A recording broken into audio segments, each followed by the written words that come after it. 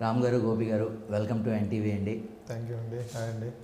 And doubt sir, for the first time ఎప్పుడూ అసలు media ముందుకి రాని మీ ఇద్దరు ఈసారి ఇంటర్వ్యూలు కూడా ఇస్తున్నారు. అంటే ఎనీ స్పెషల్ అండి for Akhanda 2?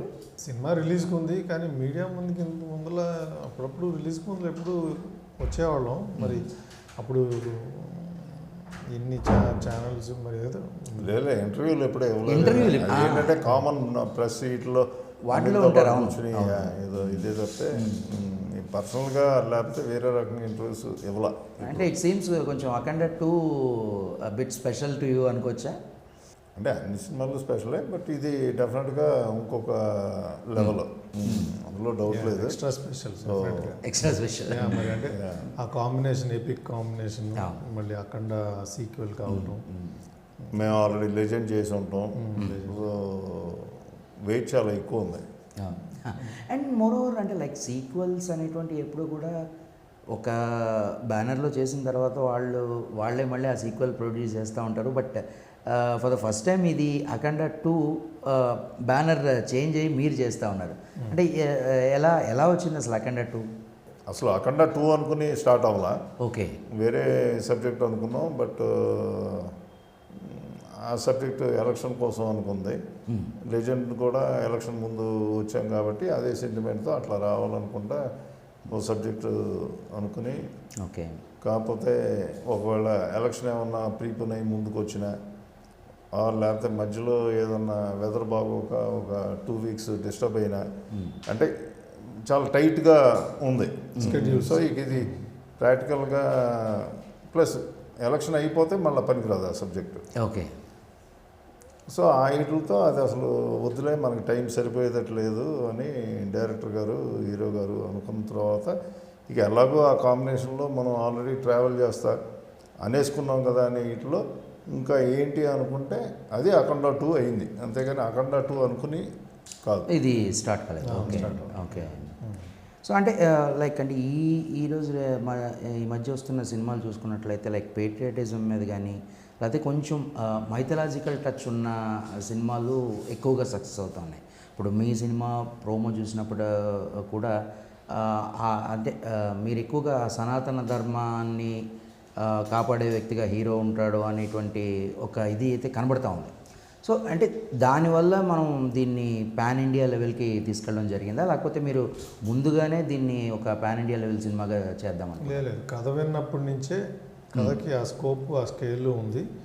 Plus India wide connect అయ్యే పాయింట్ అని చెప్పి మాకు కథ విన్నప్పుడే అనిపించింది. సో కథ వినగానే అప్పటి నుంచే అనుకుంటా ఉన్నాం దీన్ని కంపల్సరీగా ఆల్ ఇండియా రిలీజ్ చేయాలి, ఎన్ని లాంగ్వేజ్లో కుదిరితే అన్ని లాంగ్వేజ్లో అని ఫస్ట్ నుంచి అనుకుంది. మధ్యలో వచ్చింది ఏమీ లేదు.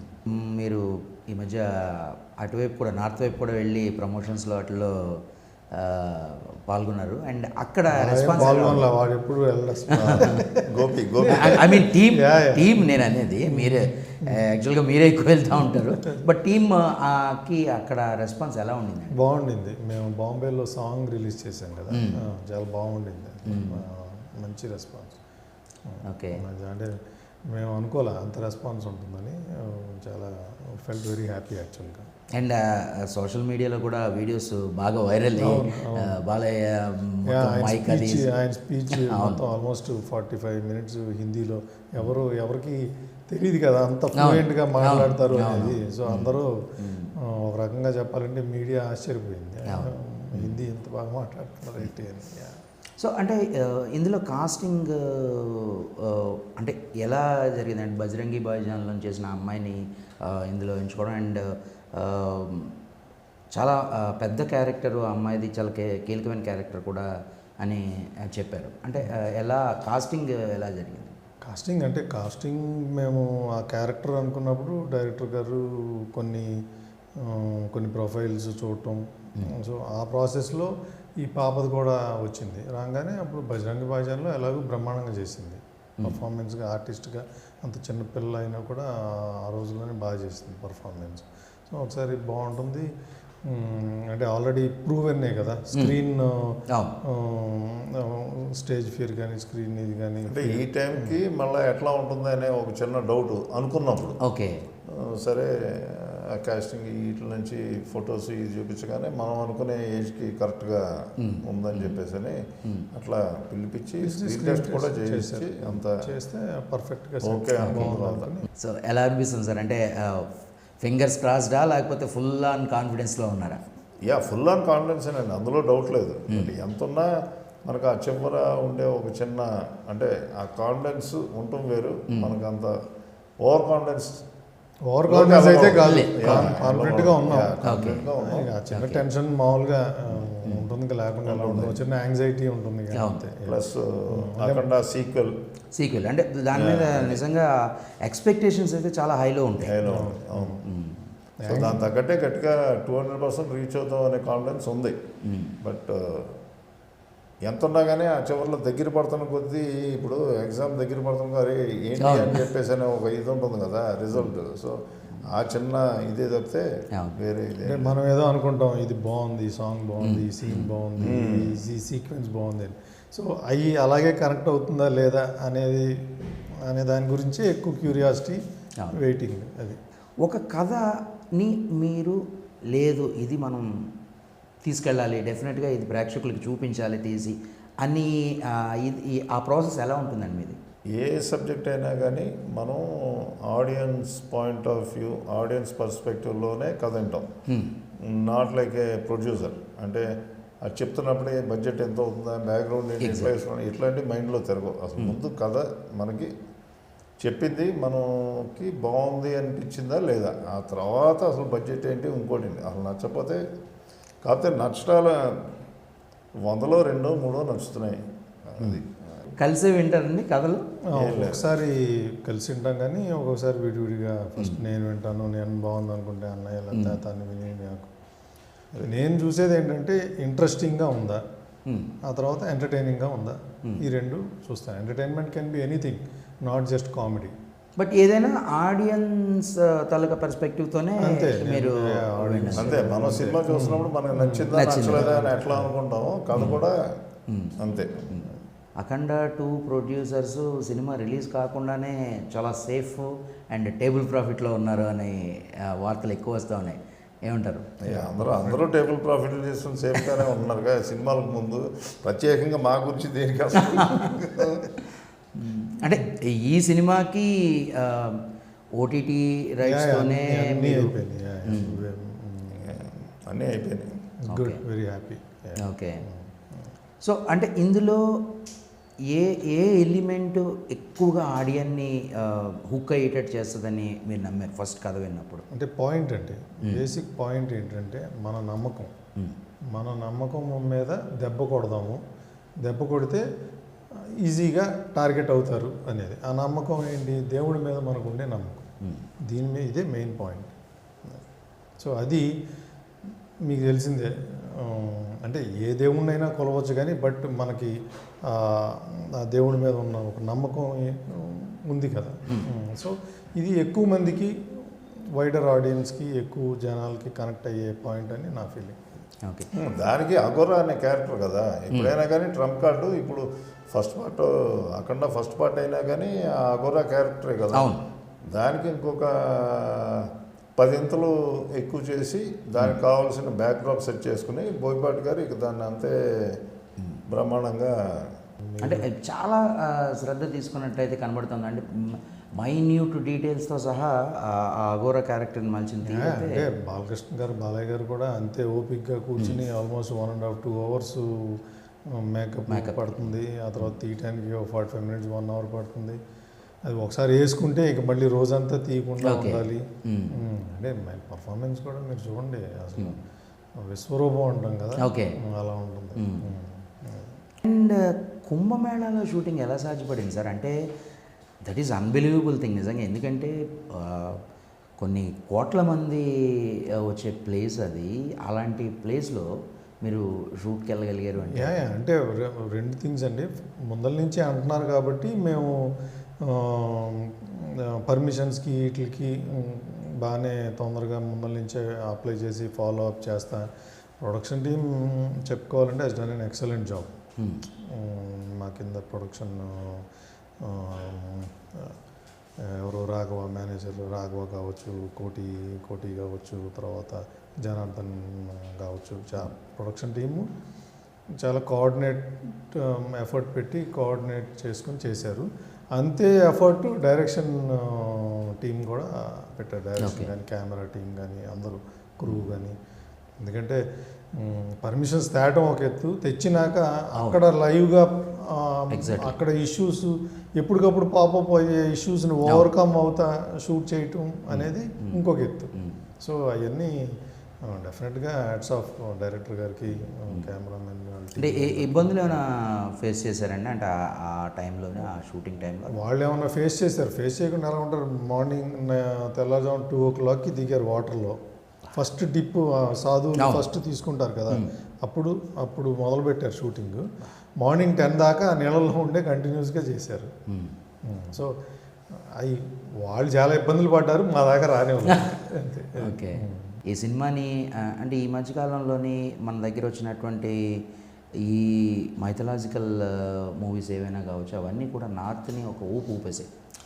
సో డెఫినెట్గా ఈ సినిమా కూడా అదే రేంజ్లో వెళ్తుందన్న నమ్మకం అయితే కనబడుతూ ఉంది. ఈ మీ ప్రమోషనల్ సోఫార్ వచ్చిన వీడియోస్ కానీ ఇవన్నీ కూడా దానికి తగ్గట్టుగానే కనబడుతూ ఉన్నాయి. సో ఈ సినిమాని మోడీ గారికి చూపించడం కానీ అలాంటి ఆలోచనలు ఏమైనా ఉన్నాయా? చూడాలండి. రిలీజ్ అయినాక అది ఆల్రెడీ స్టార్ట్ చేసాం. రిలీజ్ అయినాక అది ఎట్లా వెళ్తుందో ఏంటో చూసి, అదే ఎప్పుడే పార్లమెంట్ స్టార్ట్ అయింది. సో కొంచెం వాళ్ళు పార్లమెంట్ అంటే బాగా బిజీగా ఉంటారు. బట్ దట్ ప్రాసెస్ అయితే స్టార్ట్ అయింది, చేస్తున్నాం. ఓకే.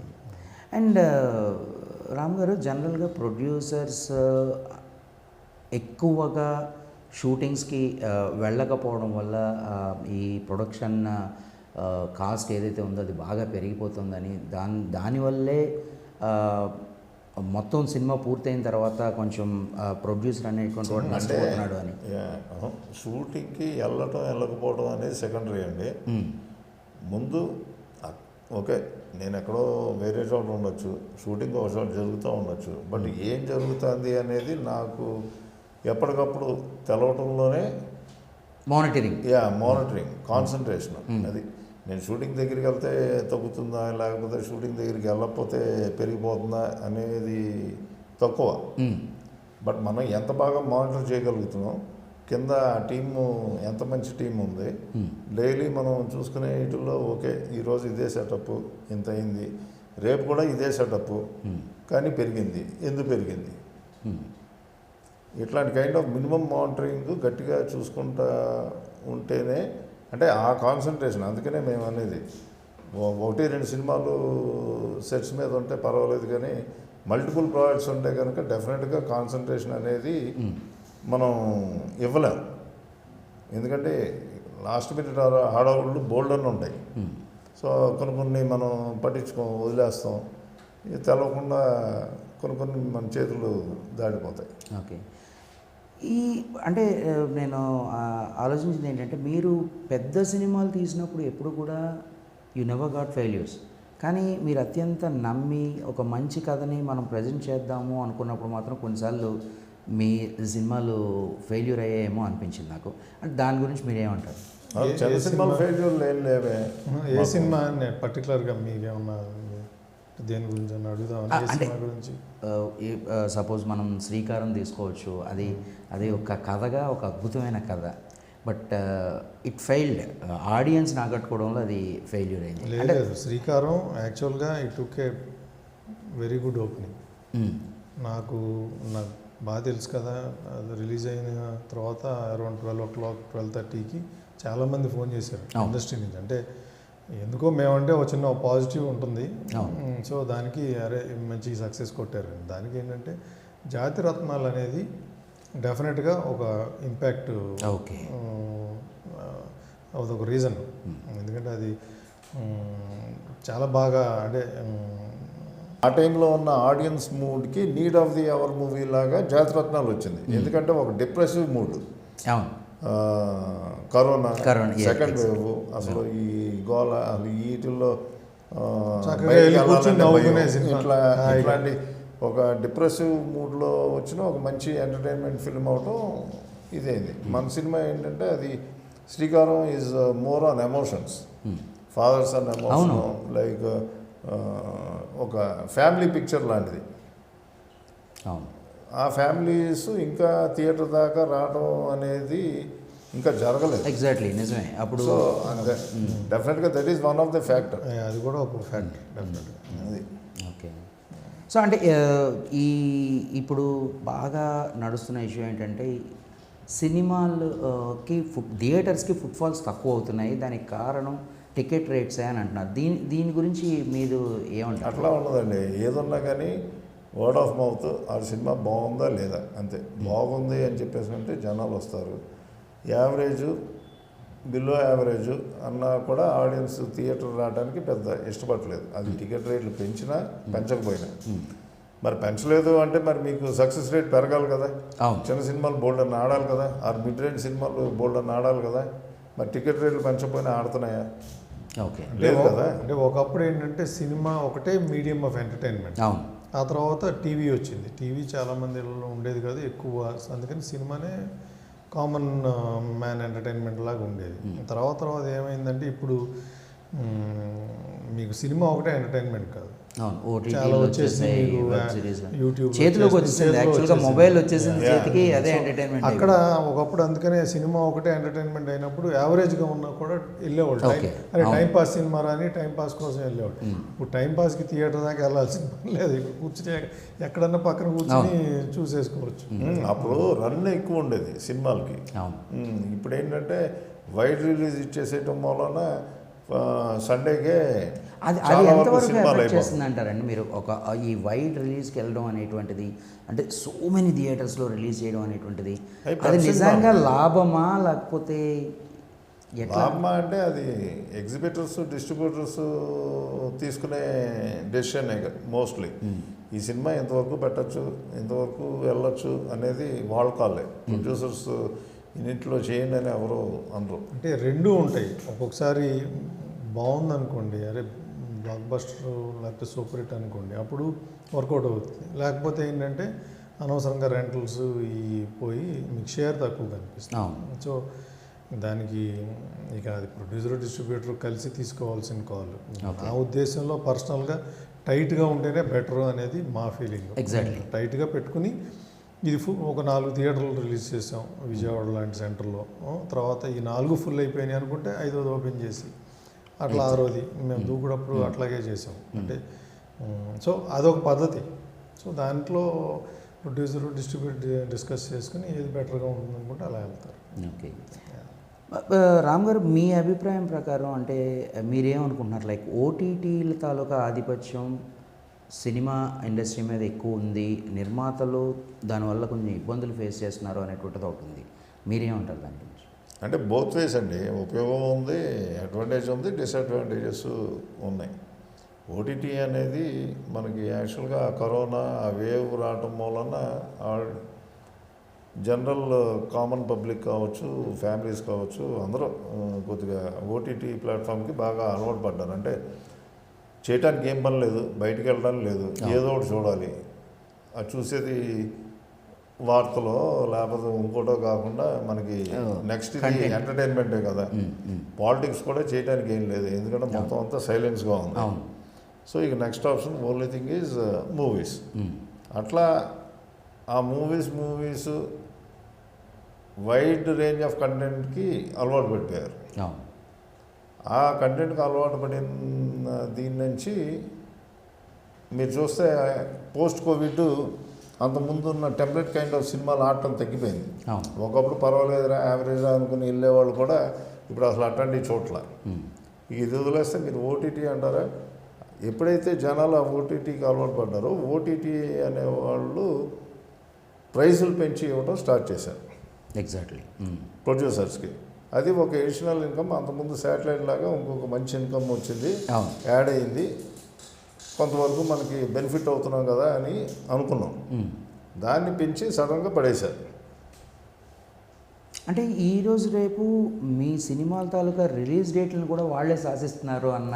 రిలీజ్ డేట్లు వాళ్ళు ఇప్పుడు అది కాదండి. అంటే మన డేట్స్ పోస్ట్పోన్ అవటం మూలాన రిలీజ్ డేట్స్ వాళ్ళ స్కెడ్యూల్ కూడా దెబ్బతింటుంది కదా. అంటే ఇప్పుడు మనం ఈరోజు సినిమా స్టార్ట్ చేసినప్పుడు ఓకే సంక్రాంతికి వస్తున్నాం అని చెప్పేసి వాళ్ళతో చెప్పొచ్చు. అక్కడ నుంచి ఇంకో 3 నెలలు బఫర్ కూడా పెట్టుకుంటాం యూజువల్గా టైము. అది కూడా దాటిపోయి డేట్ మారిపోయినప్పుడు వీళ్ళకి ఆల్రెడీ ఒక స్కెడ్యూల్ ఉంటుంది కదా, క్యాలెండర్ ఇయర్ ఇప్పుడు అని వాళ్ళు కార్పొరేట్స్ కదా ఆల్రెడీ స్కెడ్యూల్ చేసి పెట్టేసుకుంటారు. సో అప్పుడు ఆ ఇబ్బంది ఇప్పుడు కొంత పోస్ట్పోన్ అవడం వల్ల ఓవర్లాప్ అవుతాయా, వాళ్ళకి ఆల్రెడీ ఉన్న కంటెంట్ మీద ఏమైనా ఓవర్లాప్ అయితే అప్పుడు వాళ్ళు చెప్తారు. అంటే ఇప్పుడు నేను డిసెంబర్లో అనుకున్నది ఇప్పుడు నేను జూన్కి వెళ్ళాల్సిన అవసరం రావచ్చు, కానీ నేను ఆల్రెడీ ఓటీటీకి అమ్మేసి ఉండడం వలన అదే ఓటీటీ వాడికి జూన్లో ఇంకో సినిమా స్కెడ్యూల్ అయిపోయి ఉండొచ్చు. సో వాళ్ళు అందుకని మరి ఆల్రెడీ మరి మాకు ఈ టైంకి ఇది ఉంది.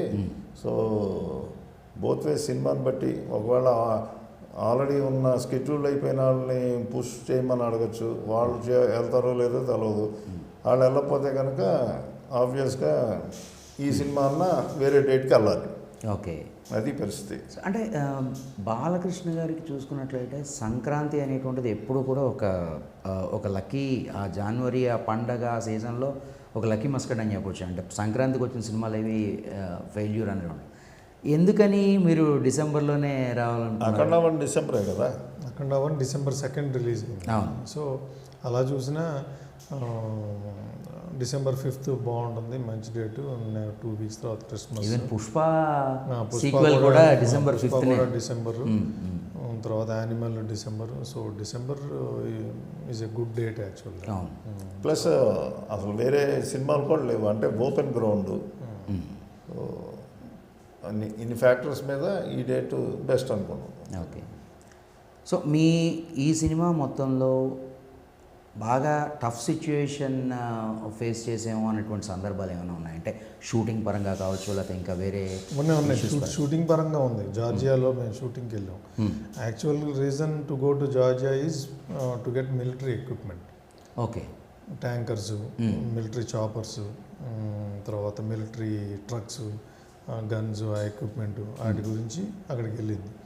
రెక్కీకి వెళ్ళినప్పుడు అన్నీ పక్కాగా ఇచ్చారు. డైరెక్షన్ డిపార్ట్మెంట్ డైరెక్టర్ గారు వాళ్ళు ఫొటోస్తో సహా ఈ కావాలి లజీకాలని, ట్యాంకర్లని, పిక్చర్స్తో సహా ఇచ్చారు.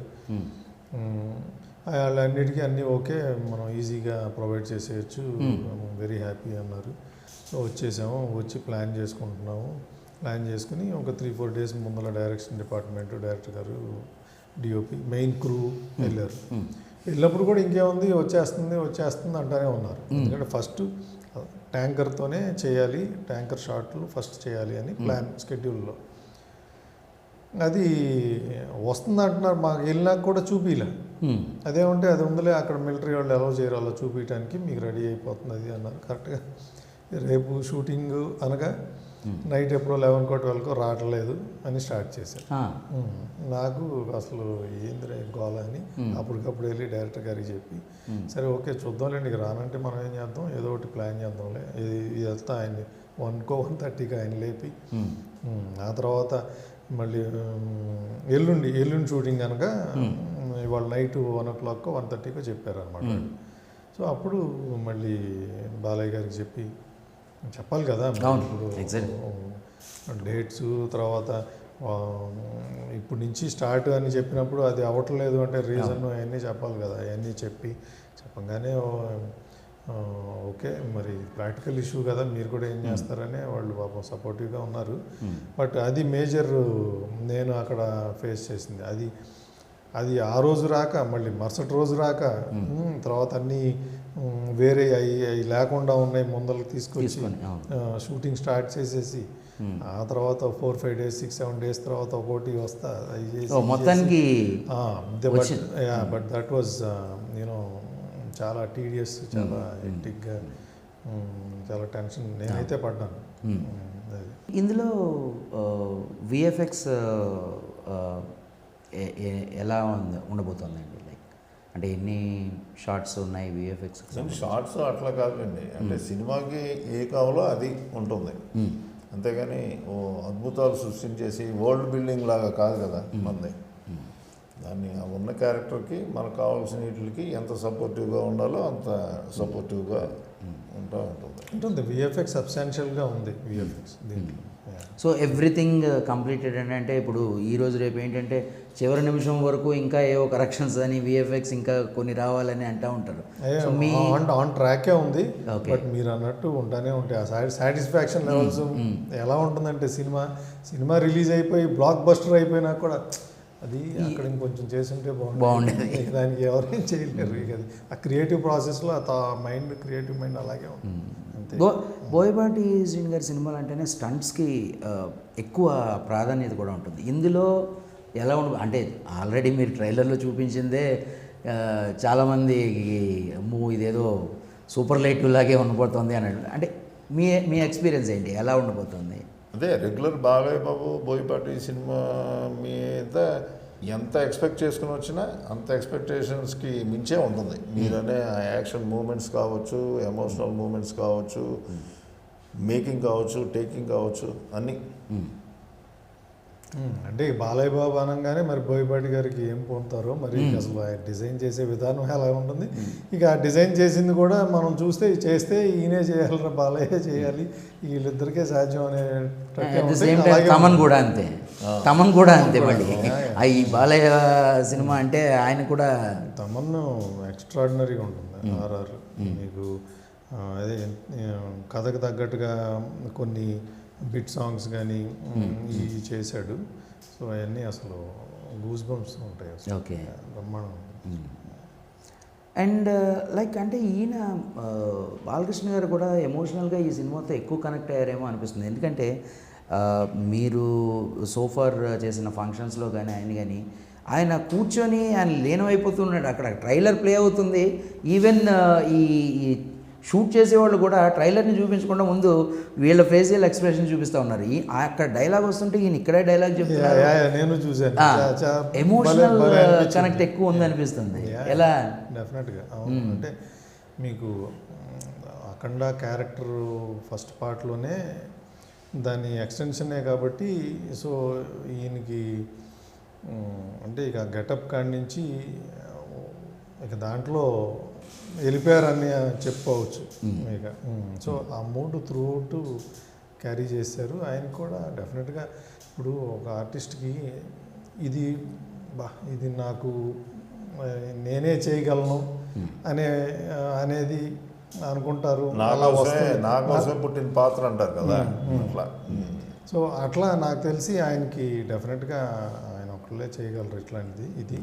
సో దానికి 100% చేశారు. అందుకని ప్రాబబ్లీ అది బాగా. అవును. అండ్ మీ ఫర్దర్ మూవీస్ ఏంటంటే లైక్ మళ్ళీ భారీ చిత్రాలు? Tyson night release Tyson night. Okay. So ఇది ప్రమోషన్స్ ఉంది. సో రెండు క్లాష్ ఎందుకులేమని దాన్ని కొద్దిగా సైలెంట్గా అట్లా ఇది అయిపోయిన తర్వాత ఇక అది దాని తర్వాత ఒక 2 సినిమాలు ఉన్నాయి. రామ్ కామ్లు అందరూ కొత్త వాళ్ళతో, డైరెక్టర్ కానీ అందరూ కొత్త వాళ్ళే. సో అంటే జనరల్గా మీ ఇద్దరికి ఏ జోనరా నచ్చుతుందండి? అంటే లైక్ అంటే ఒక ఆడియన్గా కానీ లేకపోతే ఒకసారి ఇలాంటి సినిమాలు తీయాలంటే మాకు ఇష్టం అబ్బా అన్నది ఒకటి ఉంటుంది కదా. మీ ఫేవరెట్ జోనర్ ఏంటి? ఏ జోనర్ అయినా పర్లేదు కానీ హారర్ ఒకటే మాకు ఎందుకనో ఇష్టం లేదు. అది అదొకటి అంతే. మిగతా అన్నీ ఏదన్నా ఇద్దరికి హారర్, గోర్ హారర్ ఎందుకనో మరి. బట్ పెద్ద సినిమాలు కొద్దిగా playing to the galleries, larger then life. Okay. ఈ యూజువల్గా ఎక్కువ అంటే అవి చూసే పెరిగాం కదా, అయ్యే కొద్దిగా ఎక్కువ ఇష్టం. ఎగ్జాక్ట్లీ. వాటితో పాటు కొద్దిగా డిఫరెంట్గా ఉందిరా, బాగుంది అని చెప్పేసి అనుకుని అది ఎంటర్టైన్మెంట్ కావచ్చు, ఫ్యామిలీ ఎంటర్టైనర్ కావచ్చు, ఏ రకమైన కానీ బాగుంటే గుడ్. అంతే. నావెల్ పాయింట్, ఇది కొత్తగా ఉంది, భలే ఉంది, ఇంట్రెస్టింగ్గా ఉంది, చెప్తే బాగుంటుంది అని అనిపిస్తే okay. Okay. Wishing you all the best అండి. డెఫినెట్గా అఖండ 2 తాండవం ఏదైతే ఉందో థియేటర్లోనే మీకు కనకవర్షం కురిపించాలని ఆశిస్తూ wishing you the best. Thank you అండి. Thank you.